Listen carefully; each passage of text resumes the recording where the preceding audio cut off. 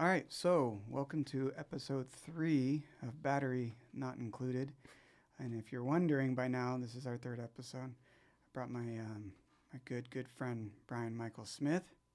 In this one, we've been talking about him in the last 2 episodes. Funny enough, we got you a couple little shout outs. I'll take it. A little plug here, a little plug there. But you are an amazing actor. You've been in Lone Star 911. You've been in, can you kind of break down a couple other stuff that you've been involved in? Yeah, I did 911 Lone Star for 5 seasons. I played Paul Strickland, a firefighter on that show with Rob Lowe and Gina Torres and a handful of other amazing actors. It was great. I also was on the L Word Generation Q opposite Jennifer Beals. Got a chance to learn a lot working on that project.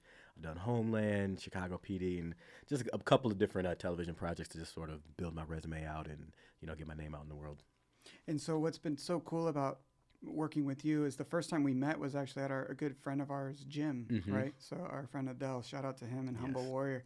And, he had hit me up and said, hey, I have this really cool actor who works out here. I'd love to do kind of a workout video. Can you just come on in and just shoot some film? And so at that time I was working with Bellator MMA and BKFC, the bare knuckle fighting guys. And so I was in that gym mode already, and I show up thinking we're just going to shoot a little promo video and just immediately started just vibing with you right off the bat. And I think the thing that I loved most about you was that you were just so easy to connect with. And especially as we get older, I've been finding it harder and harder to just instantly connect with people. And I feel like I have to constantly build it and cultivate it. But like when you just start connecting, it's just such like a breath of fresh air. Like, fuck, dude, I didn't have to put all this effort in. It's just naturally connecting. And then what we ended up doing was this whole sit-down interview thing. And then we ended up winning a freaking Telly Award for this awesome project. And I'm like, this just happened so organically that we were just connecting and vibing. And we didn't have to break down of any. It was just off-the-cuff filming. And then we won an award with it. So that really is a testament to your creativeness, our creativeness, and then our vibe. So I just wanted to say, like, I'm so happy to have you in here. Me too, Billy. It's been like such a journey, and I think my experience with you has kind of been the same thing where, you have all kinds of people working in this industry and you run into all kinds of people throughout your life, but it is really rare that you can just completely be yourself and meet someone completely being themselves and then making something together. So I love the way that you just show up as who you are. You have an enthusiasm and a passion about creating. You have an enthusiasm and a passion about people, and that's something I think just resonated with me. So, to jump in on this video project with you, I felt comfortable. I felt like, okay, I can do this. I can find whatever the story is going to be, in this project. Because again, I didn't exactly know what it was, but I'm like, it sounds like something to do. I love Adele. I love working out. I love sharing stories. And when you just connect with another storyteller, it makes things so much easier. And I'm relatively new to Los Angeles. I grew up in Ann Arbor, Michigan. I come from a Southern Baptist family. And I think that sort of hospitality, that sort of like people are who they are and you can meet them where they're at and everybody has a gift to offer, I just like show up wondering, like, well, what's going to be the gift I'm going to get today? Like, what's this person carrying around and what can I give to them? So I'm always looking for that kind of exchange, I think, in the back of my mind or kind of in my heart. So I'm always really happy to meet with people who are like, this is what I got going on, and I feel like you're that kind of person. So it's been a great year, getting to know you as we do other creative projects, but even just that time, again, just like, man, this guy's so enthusiastic about what's possible. And I love that because everybody, with good reason, can be really jaded nowadays. And they have a lot of good reasons to be jaded.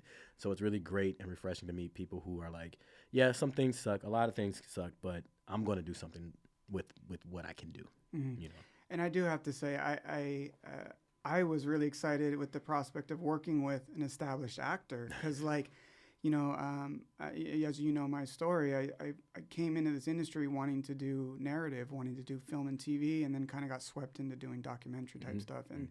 And so in that establishment, you're not really getting to work with actors. And then as time goes on, I'm in my 40s now, and it's like, shit, dude, now I want to do this, but how do I work with actors and who are actors to work with? And I don't have no budget. And how do I connect with seasoned actors? And so the possibility to work with you in that situation was just so freaking cool. You were so easy. I didn't feel any pressure. And then I'm like, holy shit. Like then after working with you, I actually go back and start watching, Lone Star 911, and I'm like, dude, you're actually really good at acting. Like, there's a lot of people you're like, oh, you're good, and you're like, oh, yeah, they're doing it. Yeah, or just like in filmmaking, you're a filmmaker. Ooh, you're okay. You're doing it. But it was so cool to actually see that, and so that was like so exciting. So I would say you're the first real actor that I've ever got to work with, and you really inspired me to want to get back in the horse of doing the narrative thing, and so. And in doing that, we've been having discussions over the last couple of years that we've known each other.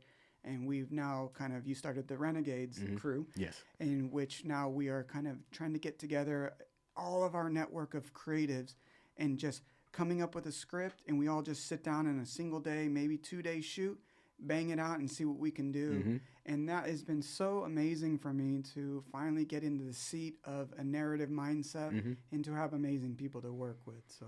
Can you talk a little bit about what inspired you to start that whole movement? And then, Yeah, I think very similar to your experience, right? We know we want to be filmmakers. We saw things growing up and like, I want to be able to do that. I don't know how. I'm going to figure it out. You go to school and you learn like on a conceptual level, like this is what you do to make the things happen. And then you get out into the world and it's like, there's no real pathway. You put your resume out there, you apply to things, and maybe you get into something, but the gap sometimes between like what you would love to do and your ability to do it can be really big, and then there's not much of a map to sort of help you navigate that. So you take what you can take to like pay your bills and then, figure it out along the way.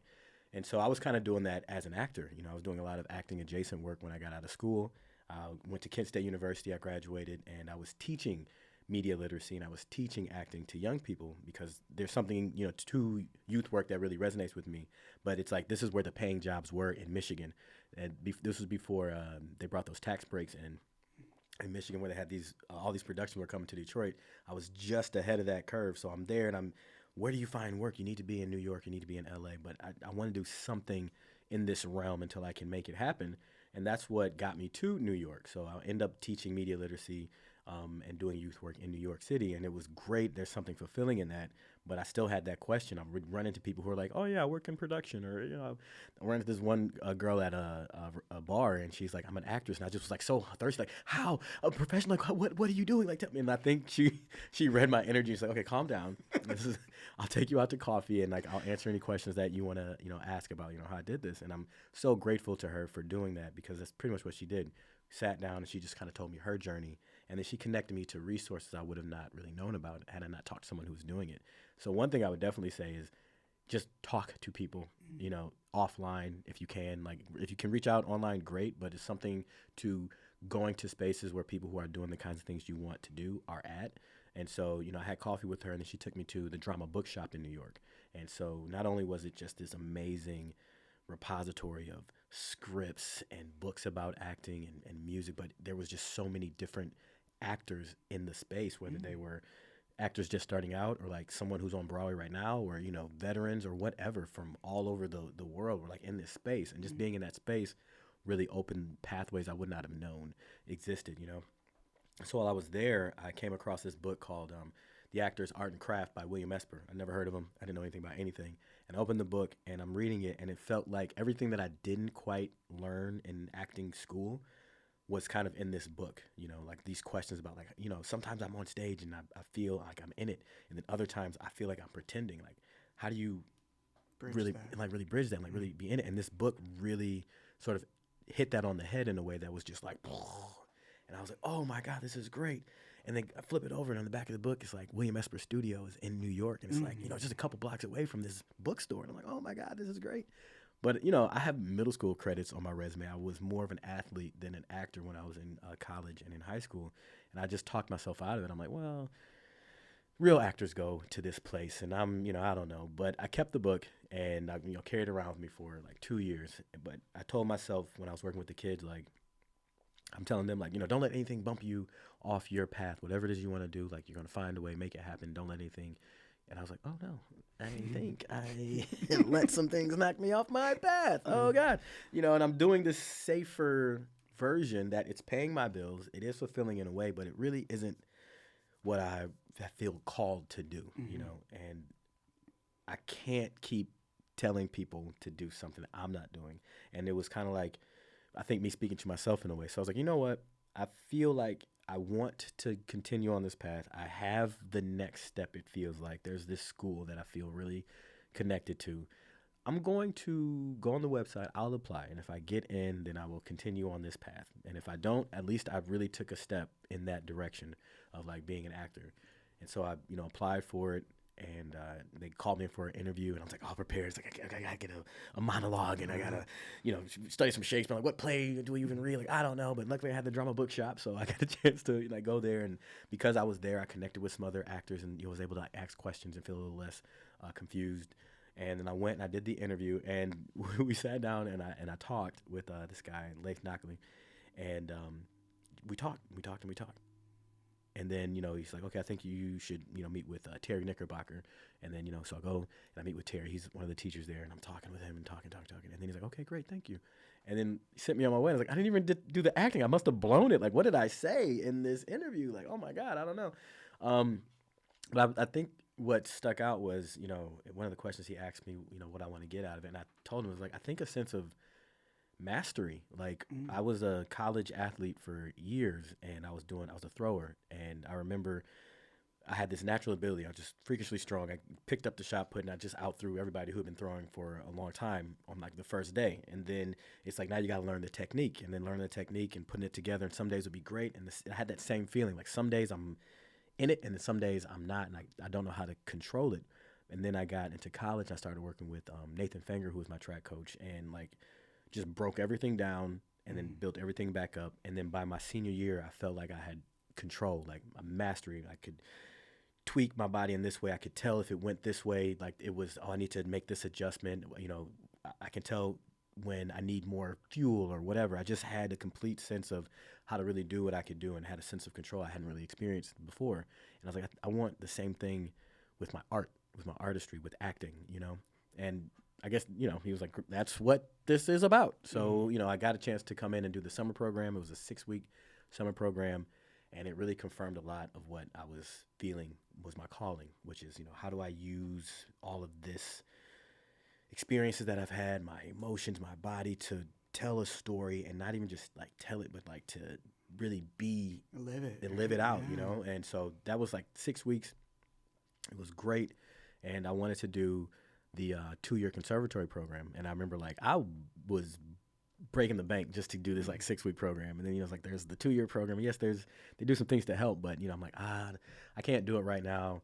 But I would love to, because I got invited to do it. And he's like, what's going on? I was like, well, I got this and I have this going on and the amount of money. He's like, arrange your life. This is important to you. Arrange your life so that you can do this. And I was like, first like, man, just arrange my life. What are you talking? I got a job. I got this. I live in New York. It's expensive. Yeah. Like, you just arrange your life. And I was like, actually,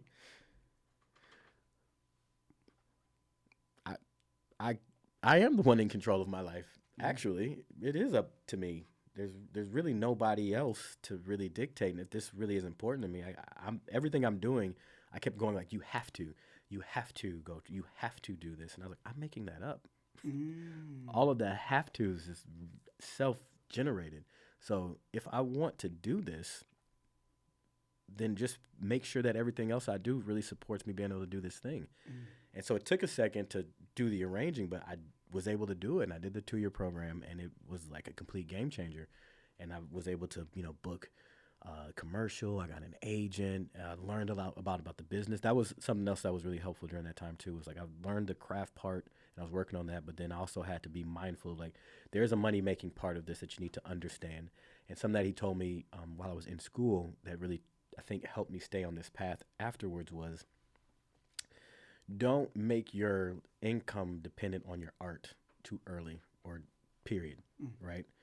If you want to act, you can act with yourself in a closet. You can act with a friend. You can act, there's black box theaters, there's something like that. But if you need to get paid to do it, don't make your livelihood dependent on it, because you're not in control of when you get a chance to do that, and you'll set yourself up. So find a way to find a balance in that. And, I think we have this idea that we're not really an actor, or we're not really a filmmaker unless we're getting paid money, paid the most money to be doing that thing. And it's like, I don't know who made that up. It's not true. You know, if you're a filmmaker, just make films. If you're an actor, just act. You don't have to be getting paid to do it. When those things are in alignment, that's great. But if you try to make your livelihood dependent on your art, you're always going to be in this sense of desperation, even when you have the job. You know, you've seen that. I've been in the industry since 2007. I'm still dealing with that. Yeah. Yeah, but it's like you don't have to have a job to do the work. You know what I mean? Like, you can just be doing the work. And I think that's what we're doing is kind of bred out of. Like, you know, I think we go back and forth. And can say I go back and forth between that old mindset of like, I need to be getting paid, you know, otherwise I'm not an actor, like old mindset kind of thing, to like, no, I can get paid doing anything. I need to make money. Yes. It doesn't always have to come from this, or it doesn't have to always come from this version of that, right? Like, I can get paid teaching acting classes if I want to. I can get paid, you know, I was doing one job and I was trying to like get my career going. This is still when I was in New York. I'm trying to get my career going. And I think I still had that mindset of like, I'm trying to be a professional actor, and professional actor means I get paid money to act. And I had the extra thing of like, I get paid, most of my money comes from acting. And I was like, I don't know why I made that up, but that's what I was working with, right? And so I'm trying to work, and I'm trying to, you know, get these opportunities to come. And I realized like, I'm trying to book a guest star role on a TV show because I'm like, there's a good amount of money in there. It'll raise my visibility. It'll kind of move me up the ladder in terms of the kind of work I want to do. And so everything I was putting into like booking a guest star role, and I'm like frustrated because in my apartment, I'm not getting the calls for those kinds of things. And I'm just like, oh man, I'm doing everything in my power. I'm doing everything in my power to make this happen. And I had another of these moments like, are you? Am I doing everything in my power to make this a reality? Well, let me see. How am I spending my time? And so I was like, I got this timekeeper app that you're supposed to use for like when you're, you know, you're a contractor, working a job. And I just paid attention to and logged where I was spending my time. Walking the dog, you know, brushing my teeth, you know, going to work, in transit. And I just marked it all out. And then it put in a spreadsheet, and it made like a chart. And then I got a chance to like just see truly like, where am I spending most of my time? And I wasn't spending most of my time on my acting career. I spent a lot of time doing the money-making stuff. I had this job as a teaching artist. I'm like, this is a great job to have because it's only 2 hours, you know, it's after school program. I was like, actually, no, because you have to do your lesson planning. You have to like do the transit to get out there. Then you have like the shutdown. Then you have the transit back. So it's actually 4 hours. Yeah, 6 hours. You know, it's like, oh, wow. And then the emotional part, or the invisible part of it, where it's like, you know, just emotionally, I did this other job where I was working with young people where they have to kind of pour into me what they're going through, and I'm kind of counsel them, so I can't be reacting. It takes me a while to kind of come out of the guarded, I'm holding space for you, to like the full living truthfully. So it's like, I can't really fully act when so I'm really a lot of my time is not going to acting. I'm not really available to it like I thought I was. So again, let me arrange my life to support whatever it is I'm trying to do. I can't do youth work. It takes too much time, and it takes too much energy. Bandwidth, right? Bandwidth. Yeah. So I was like, okay, what else can I do that fulfills me? I could do improv assemblies for young people. I'm acting, but I'm not interacting with them in that way. So, and I'm still practicing, I'm exercising, you know, my acting muscle. It doesn't pay that much, but it doesn't take that much time. Okay, what's another thing that I can do? An even lower threshold job. I worked at Escape the Room in New York because it was like a steady bit of income, low threshold. I don't have to think about anything. I do my spiel, I help the people with their clues, and the rest of the day I can spend reading a script, breaking out a script, submitting myself, doing all this kind of stuff. Am I making the most money from that? No. But do I have income coming to like free my mind up from stressing about making money? Sure. And then lo and behold, I started to book better work because I was able to really show up in these auditions because I put the work in. Yeah, I had the time, and I was doing acting adjacent stuff that I wasn't getting paid for, but it didn't matter because I'm making my money somewhere else. So that's kind of where I found myself when I came to Los Angeles, where it's like I'm working. I don't have to worry about where my income is coming from. But there's opportunities that aren't coming my way. Well, what it is, opportunities that I want that aren't coming. It's like, well, I want to be able to tell stories. I want to be able to act and do action movies. I want to be this. And it's like, can't you just arrange your life to do that? Right. It doesn't have to be the thing I'm making all my money from. It doesn't have to be the advances. Like, at this moment, and I was talking to you in like 2025, it was like, I just want to be able to do it. Yeah.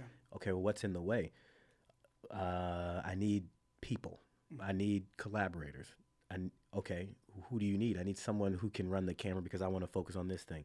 Who do you know? Billy. Billy's a filmmaker, and we had the conversation where you were kind of saying the same thing, but you wanted to be able to do narrative. Like, I just need an actor. I was like, well, I'm an actor, and we just need to practice doing this version of this thing. And like, the opportunities, we're still submitting for ourselves and stuff. We're still looking for work, yeah, but there's this other side of us that we can exercise now, like we, for free. Like, what do you have on hand? What does your buddy, Austin have on hand? What do I have on hand without spending a single dollar, without having to worry about, because that's what ends up happening. People want to make a movie and they think to themselves like, okay, I got to get money to pay this person. I got to get this thing and I got to get this piece of equipment and we got to get locations. And you get really caught up in all the logistics and the things you don't have. But then you just kind of go back to like, what were you doing when you were a kid? You just would go, I'm a pirate and you're a pirate. And we would play and you'd have the full experience and it was great. Yeah. Well, we have cameras in our phones, we have microphones, we have all this stuff available to us. We just want to make a movie. If I just want to do an action scene, let's just do it. So, even though the larger goal is like, I want to make a feature action film, it's like, what's one small kernel of that I could do with what I have on hand right now that I can do from beginning to end? And that's kind of where this came from, for me. And that our collaboration was like, all right, I have a big dream. Can I just do small versions of it until I get to the larger version of it? Because even doing the small version will, it'll give me evidence, right? Like, you as a narrative filmmaker, you don't have any evidence of you doing that. I didn't have any evidence of me doing this particular kind of action. So it's like, you and I do the smallest version of that. Not even a short. Scene. It just do a scene. It's like, I don't have anything of me on a motorcycle. I don't have anything of me like handling a gun. I got a motorcycle. I got the guns. We got the house. Let's just make a story that'll feed this up instead of working on like doing the whole feature script, doing a whole short story, doing a whole thing that we need to get funding. It's like, what do we just have on hand? And let's just get into the practice of completing something. I knew for me, I particularly needed to just finish something. I had a lot of unfinished scripts that had started and then moved on to something else because my mind started thinking logistically, how am I ever going to be able to shoot this and that? And I would kind of talk myself out of like just finishing the act of creation. So it was like, just do a very small thing and then just get in the habit of just making something.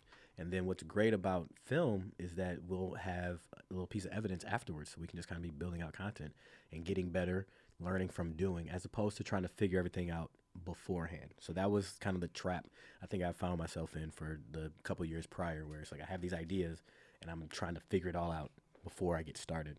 And I think that's a lot of creators, even myself as a young creator. You have these ideas, you have these goals, you have these visions that you want to create, and I actually being a band, I came up doing music, and I was in this kind of like Mars Volta jam band kind of thing, and one of my co-creators was so perfectionist. Things had to be so perfect, and I was like, let's just fucking hit record and just fucking jam. Something will come to us. Yeah. Something. But we never got out of the 3 years that we were a band. We played a couple of shows, but we never put out a single piece of music because the perfectionism, the having to have the whole thing complete was what was standing in the way. And then I started realizing, like, holy shit, I can't sit around and wait for other people to do this. I can't be in a band because I'm depending on 4 other people. Right. And so that kind of really jumped me from going music to back to film. But in that sense of going into that, then you start realizing, well, it takes a crew of people. You're in a band again. And so what was so cool about that, and what we were doing, is we've all experienced that wanting to do something bigger, but not feeling like you can do it. Maybe budget, maybe space, time, money, equipment, but finding you and other people that believe and bring that energy is such a currency that we often take for granted, because it's all these monetary things that we look around. But to show up and give a fuck is so priceless. Like, you can't put a price on giving a fuck. It was interesting to realize I had this limiting belief that no one's going to want to do anything unless I can pay them. And it's like, that's not true, especially with creative people. Like, absolutely, I want to be able to pay people for their talent and their time, and I'm making projects that allow me to do that. But there's these other things, these exercises, these just jams, where it's like, let's just get together and jam. And a lot of us want to do that, with the industry contraction, with a lot of people sort of in between jobs. It's like, we're creative. We need to create. And so there's nothing wrong with asking a buddy like, hey, you know, I want to try to knock something out this week. You want to just do like a quick thing?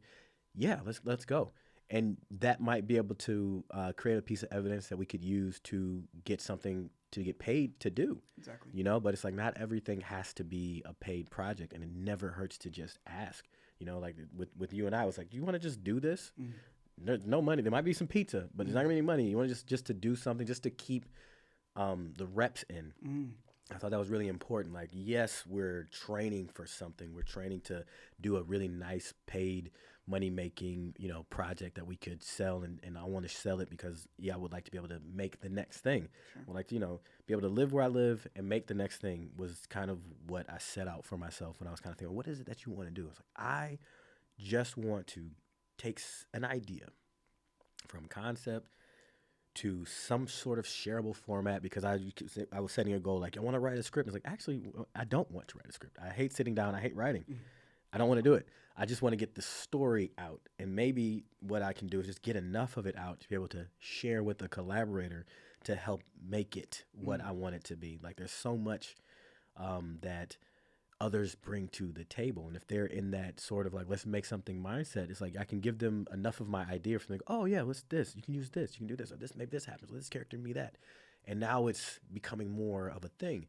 And now that I got it in this shareable format, then we go to make it, and we make the thing, and then we share it with an audience. That was another thing. I had, like, you know, a handful of projects that I like got it done, and then I don't get them out because I don't know how to get it, you know, to an audience, or I don't know how to make money, or I don't know the YouTube setup and all this kind of stuff. So I'd stopped short at that line sometimes. So it was like, I want to get the idea out, get it in a shareable format, get my collaborators together, make it, and then share it, and then make enough money from it somehow, some way in this project to make the next thing, or just make some money, you know, first step was just, can we just make something and see if we get some money back on it?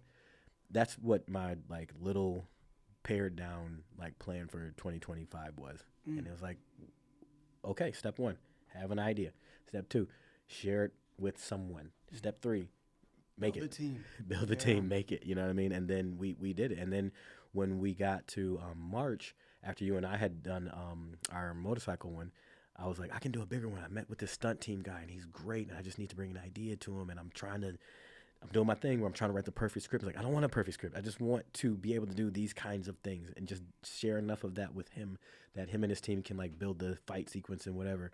We came up with the script for Who Are You? The Forgetful Spy. Gangster, by the way. Pretty sweet. It came out really good. I was really surprised. But it was like a pleasant surprise, because it broke me out of that, I think, perfectionist mindset where I have to write a good script, and I have to get all this money together, and I have to do this, and I have to do that. And it was like, no, just do enough. Just do a little bit, and then share it, and then keep moving in that direction. And we were able to make this short film that I felt like came out really well.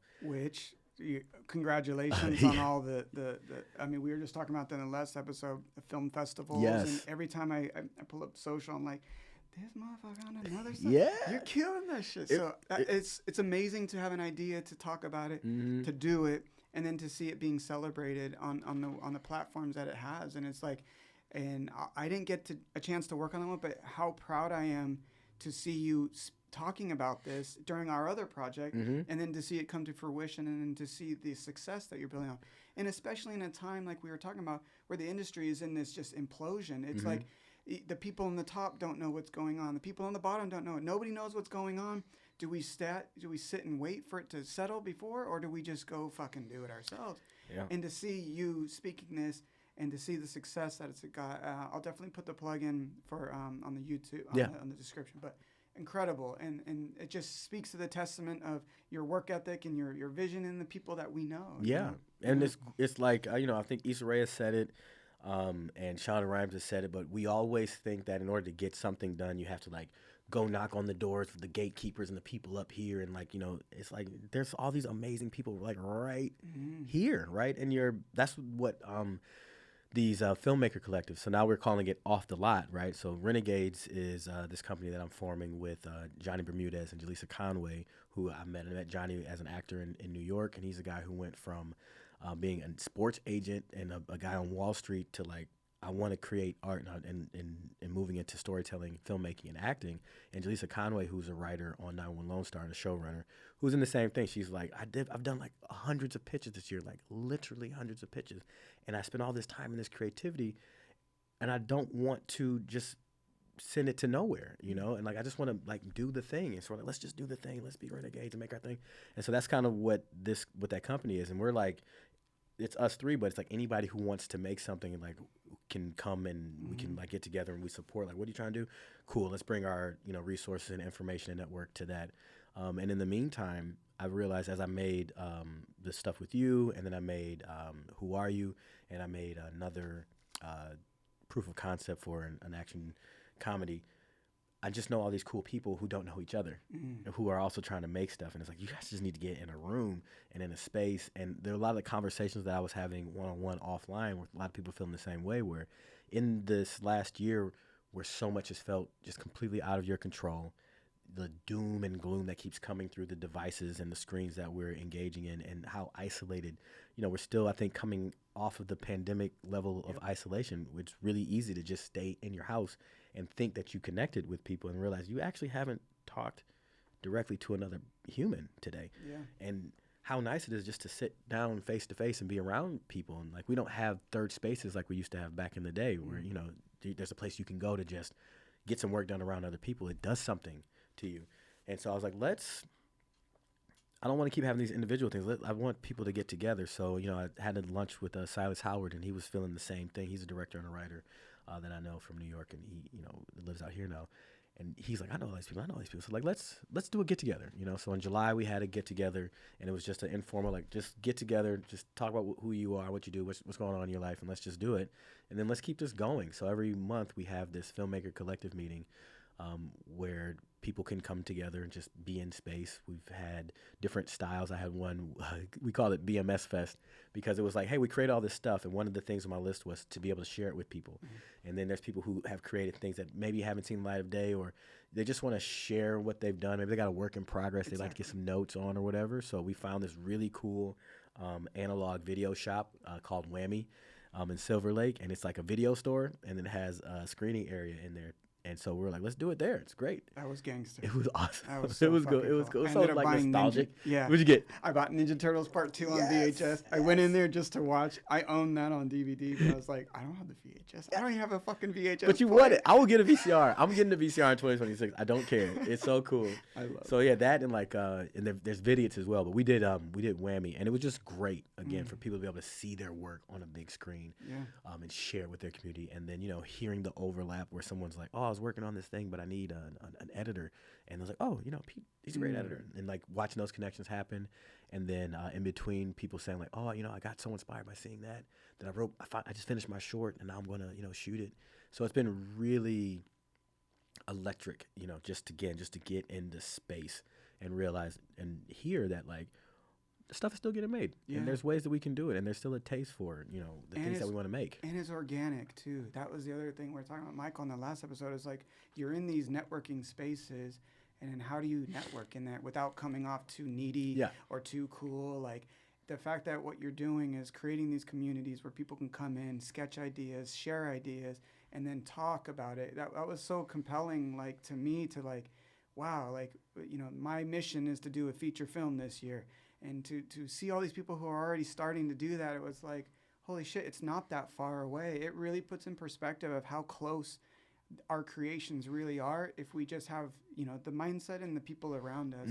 And I think the overall theme so far, you know, we're only in episode 3 so far, but is that how important the community is.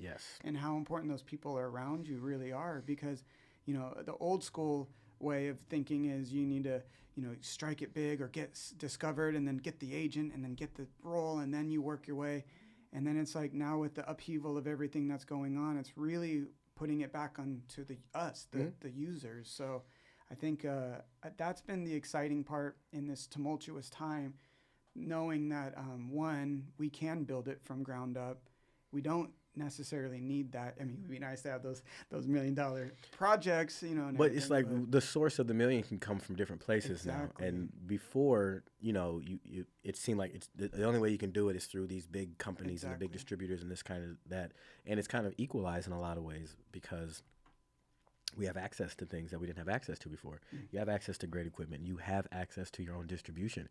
You know, you can create an app and distribute things that way. Or you could use YouTube, or you can use it's been equalized in a way that's reminding us like we do have more power to arrange our creative life in the way that we want to, our professional lives. And like with crowdfunding, you know, like I've seen people do some amazing things with Patreon to get their films like made. Like they'll build their community, they'll talk about things, so people can subscribe, and then from that they make something. Scene the Spark has just released this amazing crowdfunding playbook. Like if you're a filmmaker, please look at it. It's free. It's a resource. It has everything you need to do to run a successful campaign to like build this money. And people will pay for the things that they feel resonance with, you know, like I'll give you $25, I'll give you $1,000, you know. So it's like we really don't have to reach up to these people who don't really want to give you anything. They just want to buy your IP. Or they're not even creators anymore. No. It used to be these people that ran the studios actually were in filmmaking, and now it's like they don't even make films. They're just business people off of Wall Street who are coming in saying, this is all algorithm based, this is what we got to make. And it's like, how do you sell yourself to that? Even if you were to get that shot, right? Exactly. And so it's like and then this, I guess, relief of like we don't have to go that route. There's plenty of resources and there's plenty of money like here. We don't have to be reaching up. We can just kind of like reach laterally and like kind of find what you need to make what you want, you know.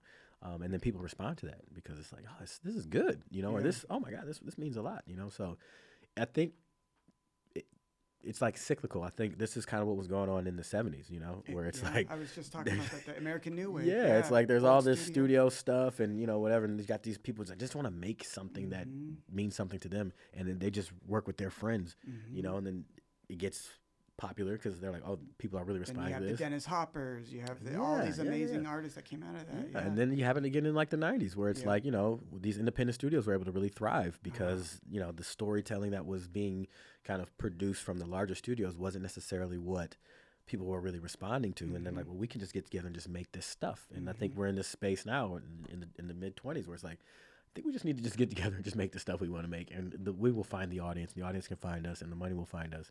And everything you kind of need is really all around you, but you can't see it if you're looking through the algorithm they're feeding. You can't see it through the screens. And that's why it's really important to just get back to community. Even if it's like I'm just going to the Starbucks in my neighborhood with my laptop, that's something. Big. It's something, you know, because it'll just put you in human connection. And you see that what you're being told about how things are isn't necessarily the only way that things are. Exactly. You know, like there's people who have a camera who are ready to make something. There's people who have money who just don't know how to get money to filmmakers. I would love to produce more. I would love to give money to a movie. They just don't know how to do it. So it's like what we think is not available to us may not necessarily be available in the one channel that we're used to them telling us, but it doesn't mean it's not available. You know. And I want to ask you a personal question on and feel free to go deep if you want, but you're on 5 seasons of Lone Star. I mean, that's got to feel amazing. Like you're on TV. You're on fucking TV. You're doing all this. When that was coming to an end, was there a fear of like, holy shit, this ride's coming to an end, 1, and then 2, am I going to be able to continue that to pick up another show where you're a regular? Was there a fear there? I mean, it wasn't necessarily a fear. Like I think because I had been on the grind for so long and, you know, just spent a lot of time with actors at different levels, I think in my mind is like, this is it can end at any time. Even like with the pilot, like it was like something I've wanted to be a series regular on a TV show like for a long time. I love procedurals. I love action-oriented stuff. So this really was all of the things I've ever wanted in my life kind of intersecting this amazing way. So it always felt like miraculous. Not that I didn't deserve it, kind of like, oh, I don't deserve it. It was just like, this is exactly what I felt like I was called to do. And like, I feel really proud that I followed the calling, even though like I had all these fears and reservations. Like I just kind of stepped into it and I did the things I needed to do to prepare myself for it, and cool. But what they tell you, you know, in a lot of these business classes, these acting business classes, is like, you know, anything could happen at any time. And then as someone who watched TV for all this time, you've seen it where shows that you love that are doing well, canceled, gone, this. So it's like, I always kind of just knew like this could end at any moment. So I'm going to enjoy it, you know? Good. And so as we were starting to, and we had all these false starts, right? So when you book a pilot, you sign a 7-year contract, right? But there's this thing that says like they could always cast you. I think you have until like the second episode. So it's even if you're in it, even if you're doing the wardrobe fittings, even if you know got the scripts and you're ready to shoot it, you could shoot that first episode and they could still like recast it. So even then, I never like put the like this is it, I'm set. It's just every day is a gift, dude. This is awesome, and I had a great time. And then we ended February 25th of 2020. And so we finished just before the pandemic happened. And then it was like, are we coming back? So that could have been it. And so, you know, we are coming back. Cool. So we got another one out of this. Great. Season 3. It's like, okay, things are great. A strike, you say, is looming? This could be, you know. So I think for me, because I just historically, I know like things could always end at any moment. And then there was always something sort of going on. The fear of like, wasn't that it was just one day, this is going to end one day. This is going to end one day. So what do I want to do? And so the question I think I was asking even around like, you know, season 3 is like, what do I want to do after this? What do I want to do? What do I want to jump? This is a springboard. I'm going to take in as much as I can. And then like, how can I springboard? So I even did, they have a director shadowing program. And what's great about working on a TV show is, different directors come for different episodes. So learning and watching how different directors navigate things that came from different backgrounds. They were even on Lone Star? Yes. Oh, shit.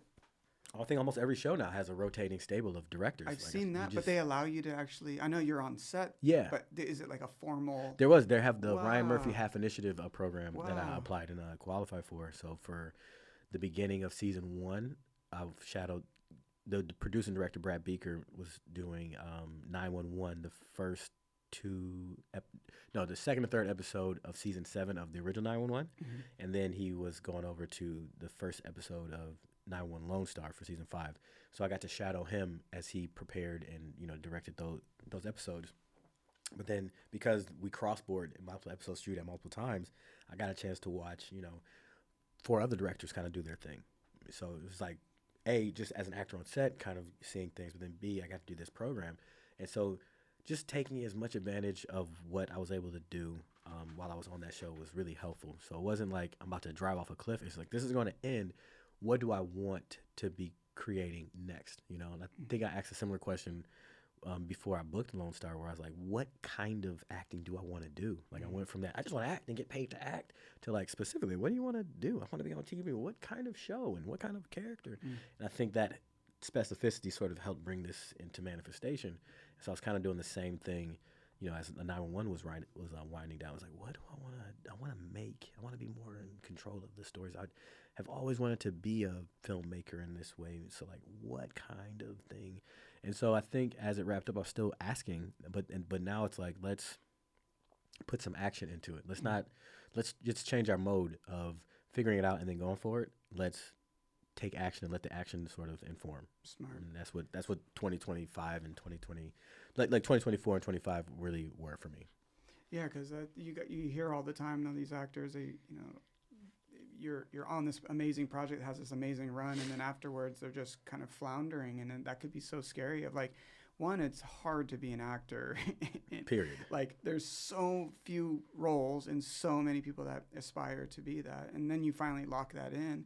And then it's like, I just want to hold on to this. Yeah. And then it's like, now it ends, and now you're trying to figure out what to do now. So I think that's a really interesting point that you've shared how to get into it, your journey, how to get into it, but also the mindset that it's smart to have while you're in it. Yeah. Because it's like you said, it could end and like for me, I've directed and produced projects where I was like, I'm cooking, man. I'm making good money. I'm getting out of debt.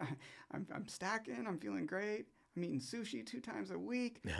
And then all of a sudden it's just like gone. I'm just like, holy shit, reality is really sinking in. I'm fucked. So I think for people that are watching and listening, you know, hearing that the game doesn't stop until until you decide I'm really fucking done. I had to let go of this idea. Like, I think similar to what I was saying, like, you're not really an actor, you're not really a director unless you're directing and getting paid your most money for the directing. Like, that's a limiting belief. And it's like, you're going to set yourself up, and it's not true. And then the other one was like this sense of making it. Like, once I have this job, once I get paid this much, I have made it. There's no made it. It's going to end. You know what I mean? Everything ends. I think it's like a Buddhist principle, like impermanence. And once you can just accept that something ending is part of the journey, and it's not something that happens to you, like you didn't, sometimes you feel like a crisis. Like, why did they cancel my show? Or why did this come to an end? Or like, what do I do? And like, why haven't I got the next thing? Like, what am I doing wrong that I haven't got the next thing? It's like you're going to beat yourself up. You're going to drown in that. And it's like, it's just this stuff, the waves come out and they go in, and that's it. It ebbs and it flows. Yeah. So if you're in an ebb, then a flow is coming. Sure. Right? So just remember that. Like, you're not going to be in this forever, and this doesn't mean just because you're in an ebb doesn't mean you did something wrong or something is wrong. It's just, we're in the trough and now it's going to crest at some point. Yeah. Can I do anything to precipitate the crest, or just kind of be ready for it? It's like, what are you going to do if you're surfing? You got to, start paddling. Paddle, or like sit on the board and just get your strength back up. Yeah. It's up to you how you spend the time in that trough, but don't fool yourself into thinking that it's not going to come or that another wave isn't going to come. And once you recognize, like, there's a pattern in how things go, it's cyclical or it's a wave, you can kind of like, all right, okay, I'm not making much money right now. How can I ride this out? OnlyFans. We have 4 cameras. And we can make it happen. Lots of feet. Let me start getting my pedicures together right now. Like, whatever you want to do, But if you don't attach your identity to your job, you'll be fine. Sure. But if you keep thinking yourself like, I'm not getting paid for this thing, I'm not, you're gonna drive yourself up the wall. Yeah, and I've been guilty of that for sure. Yeah. I do want to, with the way in which the system is built now, or the way in which, not even built, we're trying to figure out where we're at. Would you have advice for actors who are either aspiring or currently in it? And I ask this because when I first got into this, I just wanted to be a director. But you're never going to your phone's never going to ring from somebody just calling you and say, hey, direct this, unless you're, Christopher Nolan or something. So then I had to be an editor, and then I had to be a writer, and then I had to be a colorist, and then a sound guy, and then, a producer, and then a chef, because for this crafty, you got to have to be crafty. So would you say that it is smart for actors now to start thinking about other than just being an actor? Yeah. Would you say that? Yes. And what is your take on the importance of that? Well, one, it's going to make you a better actor. Knowing all the other roles and what goes into making something, like, and having expertise is going to strengthen how you approach your work as an actor, because like, how much time you have in between lighting setups. I got this much time. It's going to take this much time. Or if the light is not giving you something, it's like you can have a conversation if, depending where you're at in the call sheet, you can have a conversation about, like, can we make it like this, or I'm feeling like this, or whatever. You understand what's going on a lot more when you have other roles, or when you've had experience with those other roles. So I always say, like, do that, just to know what goes into this. And then if you can make your own thing. So maybe you're only getting seen for a certain kind of character or a certain level of role. They're only bringing you in for, like, the 2-line waiter roles. And it's like, I really feel like I can lead something.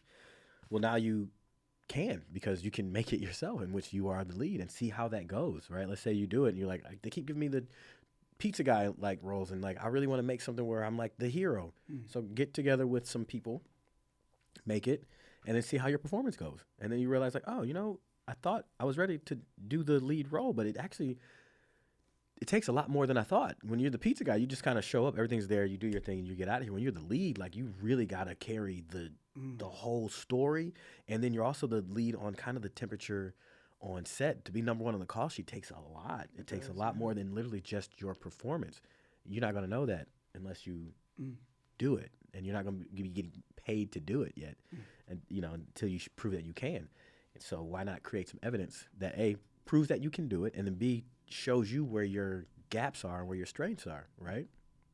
So yes, I say, if you're an actor, do more than just act, because it's just only going to strengthen you as an artist, and it's going to make you more marketable as well, because you can lead. You have confidence that's very different when you've got the practice, you got the reps in at being the lead in something, as opposed to going straight from pizza guy to hero. Hunk. Yeah, you know.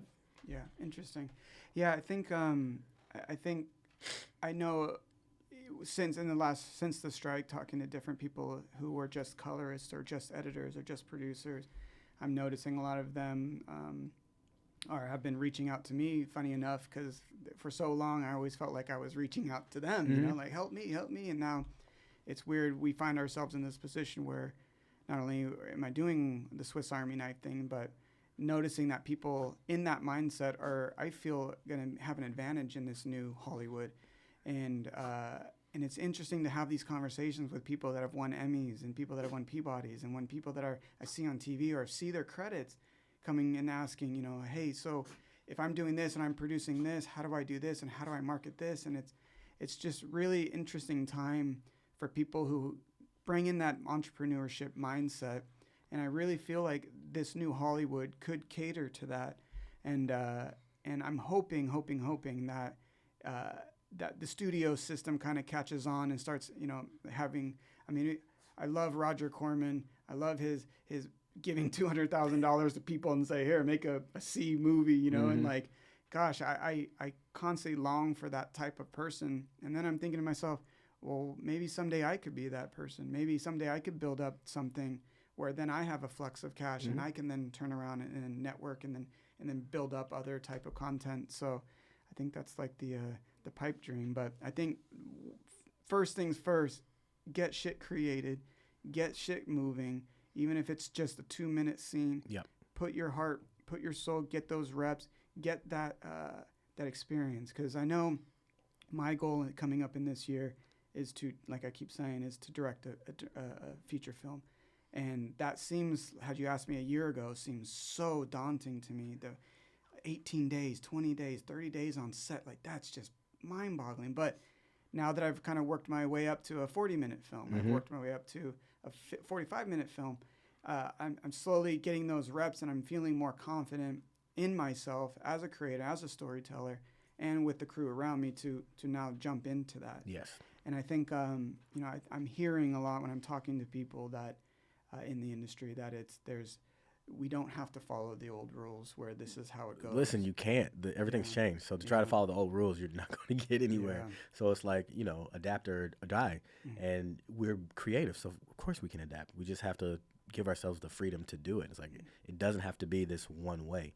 And then it goes back to that question, like, what is it that I want to make? What is it that I'm trying to say?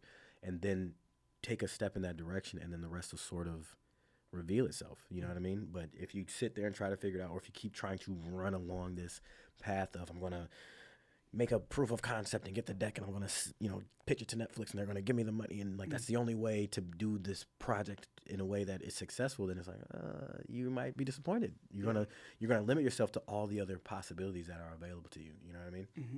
And there's a lot more possibilities available to us than we've been allowed to, or, you know, encouraged to think about, you know?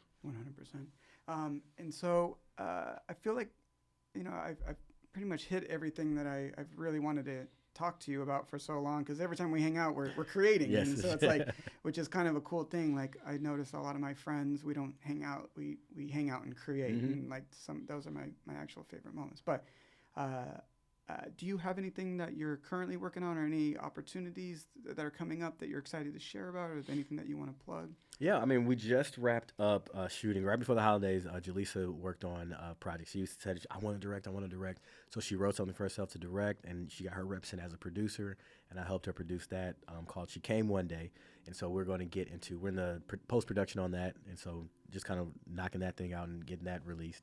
I've been doing the off-the-lot meetings with the Filmmaker Collective and just bring people together there.